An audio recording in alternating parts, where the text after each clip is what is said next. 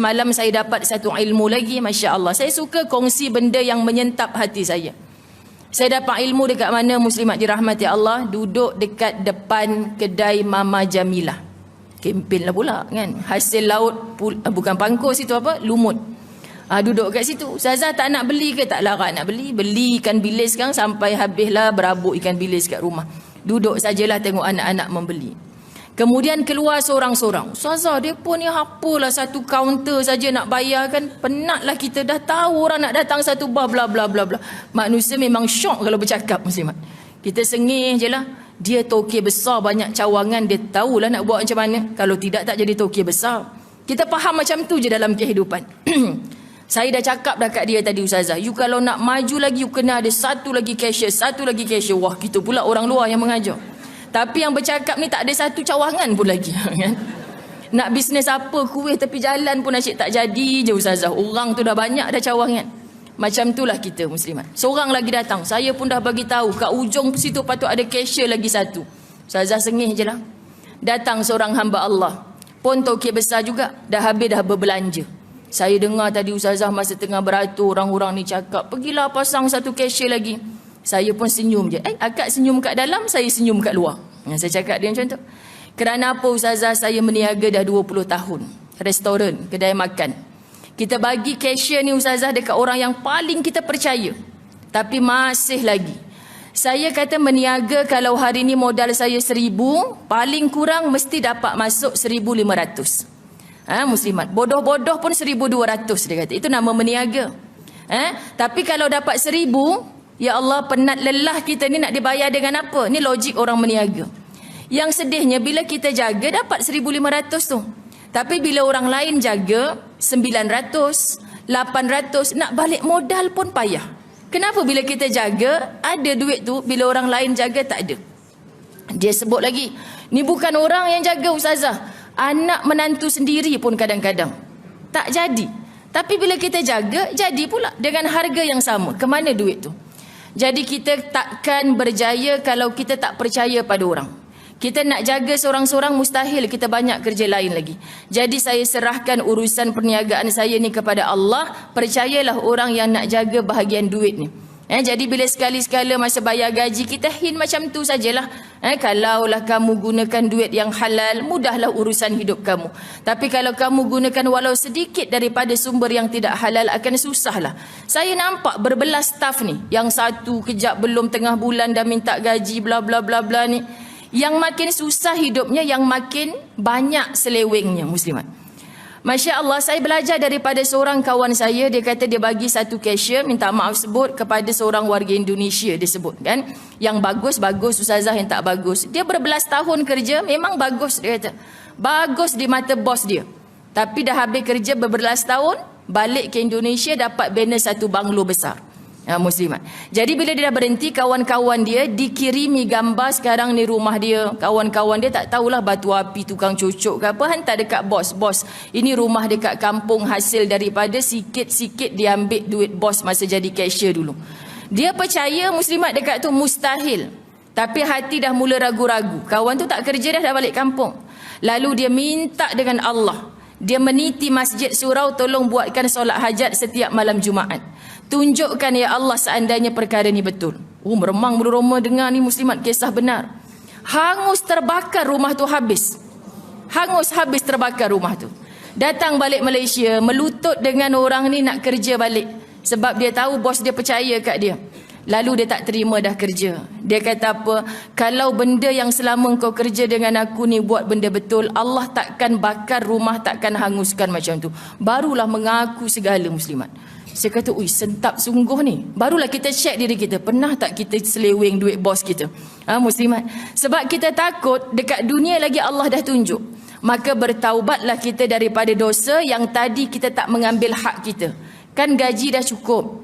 Kalau tak cukup, ada masalah apa-apa, dia kata sebagai majikan kerja dah berbelas tahun, mustahil dia tak tolong. Jangan mencuri. Jadi muslimat dirahmati Allah, minta lagi kerja, dia tak layan dah. Menangislah dia atas dosanya. rumah pun dah terbakar, mak adik-beradiknya dah tak ada rumah tempat tinggal, muslimat dirahmati Allah. Dia kata kisah benar ni ustazah. Jadi bila berlaku pada kawan saya, benda yang macam ni je saya cerita pada staf saya. Dan saya percaya dia takkan meniaga selama 20 tahun, muslimat dirahmati Allah, tidak berjaya sampai sekarang ni kalau dia tidak meletakkan kepercayaan kepada orang lain. Macam mana orang nak percaya saya kalau saya tak percaya orang lain? Jadi makna muslimat bukan mudah. Ikutkan kita nak buat sendiri semua. Tetapi muslimat dirahmati Allah, tak ada kejayaan kalau tak dilakukan secara berjamaah. Susah orang Islam nak berjaya kalau hanya individu bergerak seorang-seorang. Jadi dalam jamaah harus ada kepercayaan. Dalam jamaah muslimat dirahmati Allah harus ada bersih hati. Jadi hanya duduk depan kedai semalam, Ustazah Zai pun dapat ilmu. Ini kuliah pertama. Jadi rasa dalam hati tu nak pindahkan kepada jemaah Masjid Ibnu Abbas. Jadi jangan tanya dalil perenggan keberapa tu Ustazah. Tak adalah. Supaya apa yang saya rasa semalam, nak sentiasa jujur, nak sentiasa hidup barakah, muslimat tak nak diazab di dunia. Kerana paling kita ngeri dunia kena azab. Azab tu rumah terbakar habis, hilang pekerjaan. Azab yang diawalkan. Nanti dekat akhirat kalau tak taubat, kena lagi sekali. Na'udzubillah min zalik. Jadi sebab itu muslimat dirahmati Allah, kalau orang yang telah menerima hukuman di atas dunia, kita bukan bertugas untuk padan mukakan dia lah. Tapi kita istighfar, Tuhan aku ada tak buat macam tu? Azab tu, rumah dah bina cantik-cantik, hangus, terbakar. Lalu dia minta maaf, minta ampun. Ya, saya dah maafkan, tapi susah saya nak terima balik sebagai pekerja. Muslimat, mudah-mudahan dia terus bertaubat. Alhamdulillah, Tokey ni dulu maafkan kesalahan dia. Sebab bila berdiri di hadapan Allah, Allah akan tanya lagi, kenapa dulu mu buat macam tu? Aku dah minta maaf dah, tapi dia tak nak ampunkan dosamu kepada makhluk Allah. Allah takkan ampunkan selagi orang itu tidak maafkan kamu, tidak halalkan. Mujur dia tak kata selama tempoh 13-16 tahun jadi pekerja aku tu, engkau pulangkan balik setiap hari yang kau ambil berapa ringgit. Muslimat, sepatutnya bila kita bertaubatan nasuha yang dengan hamba-hamba Allah lain, kalau kita bersalah minta maaf. Muslimat, dah maafkan, pulangkan haknya. Jadi syukurlah kalau Tokey ni kata tak perlu pulangkan, dia maafkan. Ini malaikat ni muslimat dirahmati Allah.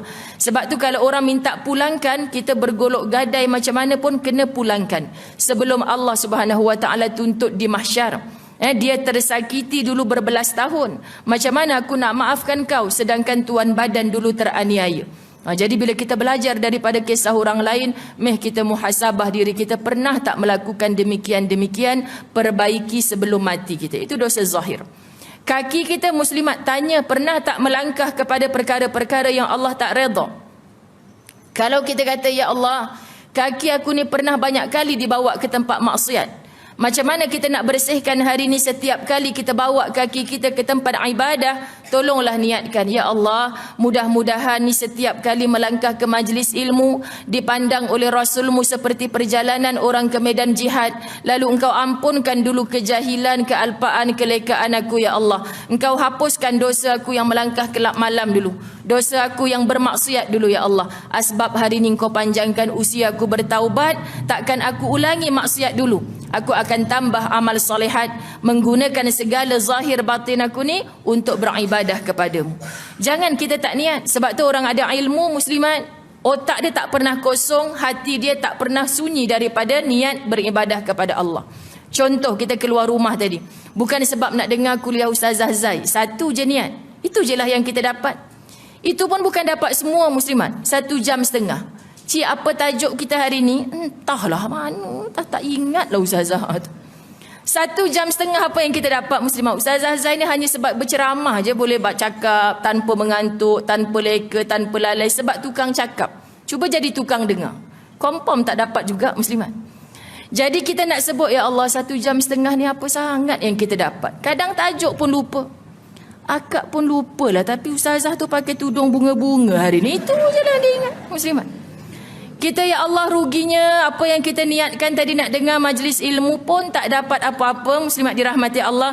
Kalaulah tadi kita keluar rumah nak dengar majlis ilmu, dah lama tak jumpa kawan si Pulan tu, ya Allah, sihat ke tidak dia, nanti nak cari dia dulu sampai kat masjid. Apa cerita lama tak datang, kan anak dia tak sihat, jaga anak sakit kat rumah, dah niat nak silaturahim. Yang ketiga, nak beli kuih lah sikit tepi jalan, sedekah letaklah kat meja ke belakang tu, tambah-tambah sikit muslimat, pahala lagi. Kemudian kita niat, ya Allah, dulunya masa muda-muda tak melangkah aku tempat macam ni. Padahal rumah sebelah masjid je ya Allah. Dibagi tahu ada majlis ilmu, hati ni kenapa tak nak datang? Hari ni baru nak datang. Engkau ampunkan aku dulu ya Allah. Pandanglah ini sebagai amal soleh aku yang boleh menghapus dosa-dosa aku yang dulu. Niat muslimat dirahmati Allah. Jadi bagi Ustazah Zai, walaupun kita tak dapat apa yang kita belajar hari ni, kita dah dapat apa yang kita niatkan tadi. Duduk dalam majlis ilmu bersama malaikat-malaikat Allah. Sebab tu awal mukaddimah majlis ilmu saya mesti sebut jangan lupa berdoa ibu. Walaupun tidak mendoakan kawan sebelah kita, kita mesti, ya Allah, anak aku tengah jawab periksa ni kat luar negara, mudahkan dia ya Allah. Dalam majlis ilmu tak ada doa yang terhijab. Sebab tu paling kurang kita tak dapat dalam 1 jam setengah ni ilmu, kita dapat sudah diaminkan doa-doa kita oleh malaikat Allah. Maka rugilah orang yang tidak hadirkan diri ke tempat yang dijanjikan barakah.